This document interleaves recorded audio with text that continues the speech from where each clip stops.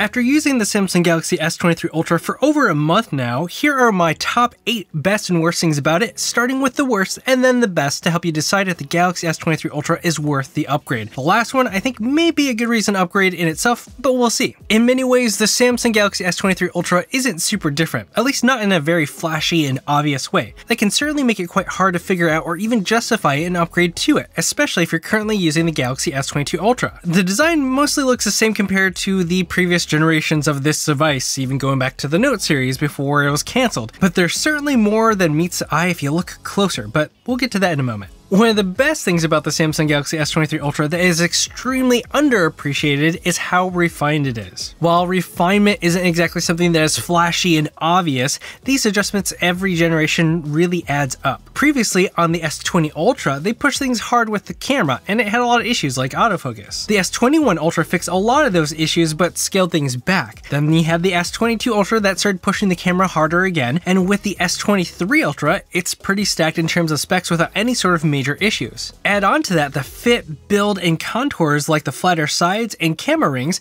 the S23 Ultra is extremely polished. One of the worst things about the Samsung Galaxy S23 Ultra that has unfortunately been an issue for far too long is shutter lag. If you're not familiar with what shutter lag is, essentially when you take a picture, what you see and expect it to capture and what it actually captures isn't the same. It's a bit delayed in what it actually captures, which makes for some really disappointing results, and that can be a serious issue if you're taking pictures of your kids or pets. So Samsung really needs to fix this. It's hard to deny that the Samsung Galaxy S23 Ultra has the best telephoto out there in terms of capabilities. It is unreal being able to zoom 10x natively and get an image that is crazy clean, detailed, and sharp. You can even zoom in a little bit more to get closer without losing too much detail and quality. There's literally no other smartphone out there on this level of capability, so if you think a telephoto would be extremely helpful for you, this is a great reason to get the Galaxy S23 Ultra. One of the worst things about the Galaxy S23 Ultra is that the screen is still curved. When it has something as useful as the S Pen, you want to use it and write with it. Well, when the screen is curved on the sides, it makes it hard to write or highlight things on those edges of the screen because it's so easy to have the pen just slip off of it. A bit of a bummer. One of the best things about the Galaxy S23 Ultra is that the screen is flatter than in the past. While there's still curve to it, it is significantly reduced, with more of the main surface area being flat. While this still doesn't make it flat enough for easy install of screen protectors, it does manage to reduce it enough so that it doesn't have much of a negative impact on how things look on the edge of the screen. It also looks way more modern than the crazy curved screens from years ago. One of the worst things about the Galaxy S23 Ultra, and honestly most smartphones, is the camera bump. This is especially crazy to see on the S23 Ultra because it has an S Pen that you use to write with. When you set your phone down, it rocks around when you try to use that S Pen. This makes one of the best parts of the Galaxy S23 Ultra less enjoyable because it contradicts its own design. You can, however, get around this by getting a case from channel sponsor Dbrand and their grip cases that get rid of that rocking around while also protecting it from drops and scuffs. Plus, these palette skins look so good. I want to use them everywhere. This one right here is my favorite. Check it out by clicking the link in the description. The Samsung Galaxy S23 Ultra comes with a 200 megapixel main camera lens. Normally, I think pushing for more and more megapixels is stupid because it isn't what makes a camera better. Sensor sizes. Despite that, what Samsung has done with their new sensor is more than just dumb high numbers for a spec sheet.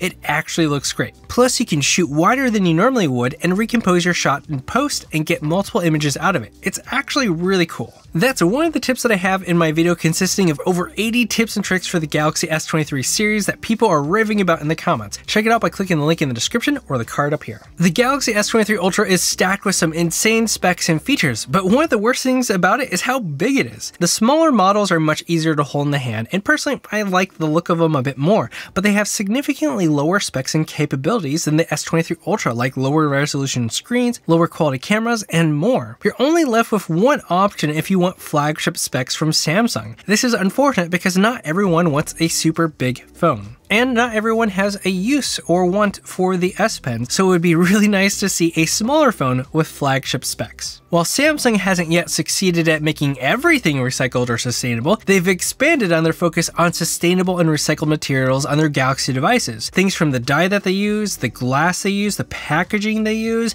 even to the actual frame of the device is utilizing more recycled and sustainable materials. The more companies focus on these things, the less negative impact we have on the Earth's resources, which is always great to see. One of the worst things about the Samsung Galaxy S23 Ultra are the ads. Even if you intentionally ensure that you do not click on any of the boxes that are optional when setting up your device, you'll still get ads from Samsung about the phone that you have in your hand that just launched, or they'll tell you about promotions for device protection. Do you think that's okay on a device that you paid $1,200 for?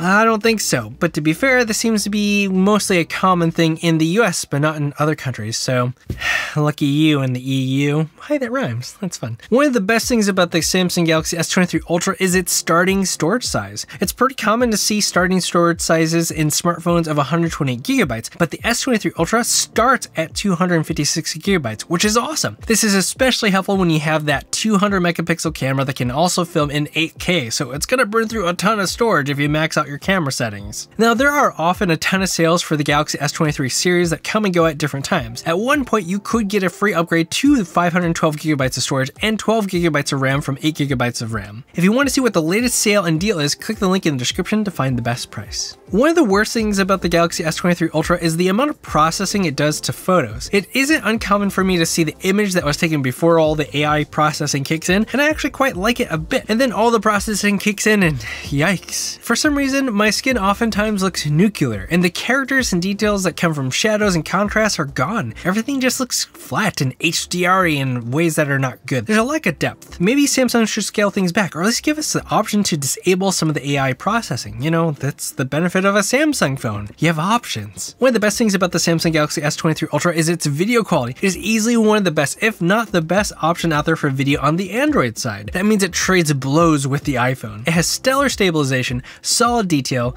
HDR, and a decently clean image. Add in how amazing the video looks like at 10x, and it seriously is one of the best options out there for video. They even filmed some short films with it, and it looks decent. One of the worst things about the Samsung Galaxy S23 Ultra is how slow it charges compared to other options you can find in the rest of the world. Even the OnePlus 11 can charge from 0 to 100% in 29 minutes, and it's not even the fastest. Samsung continues to have a max charge speed of 45 watts for a very brief moment before it scales back dramatically. Some speculate that this is caution that still lingers after the Note batteries exploding in the past, but maybe one day they'll feel comfortable enough pushing it a bit more because it's really convenient to have fast charging in a pinch. One of the best things about the Samsung Galaxy S23 Ultra, and probably the thing that I think makes it the most compelling reason for why you should upgrade to it, is the battery life. This isn't a simple, nice increase from last year, but an insane difference that will make it easily last from the moment you wake up to the moment you go to bed with tons of battery life to spare. It is so dramatically better than the S22 Ultra that you may want to upgrade to the S23 Ultra if battery life was a pain point for you. That's likely to do with the Qualcomm Snapdragon 8 Gen 2 processor and how it's way more efficient than previous generations of processors. Are any of these deal breakers or deal makers for you? Any points that you'd like to add to the list? Let me know in the comments, and make sure to check out this accessory video for the Galaxy S23 series. And thanks for watching. This is Tech Today. Until next time.